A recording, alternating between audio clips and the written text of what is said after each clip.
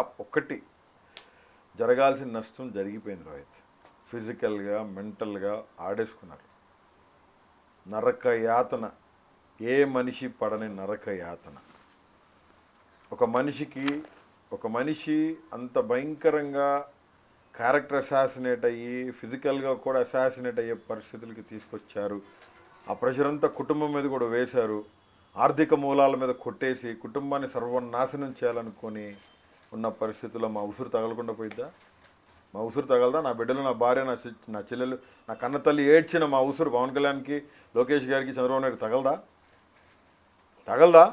మనుషుల దగ్గర ఇప్పుడు వాళ్ళు ఏం చేసినా చల్లుతుంది అనుకుంటున్నారు. దేవుని దగ్గర ఖచ్చితంగా దేవుడు చూస్తూ ఉంటాడు. దేవుడే చేస్తాడని. ఎవరు?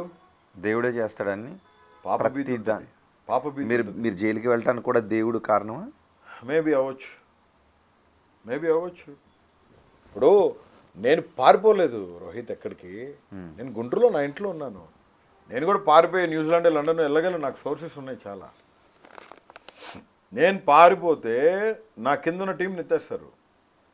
నిరుపేదలు వాళ్ళు, మొత్తం దళితులు నా కాడ ఉండింది.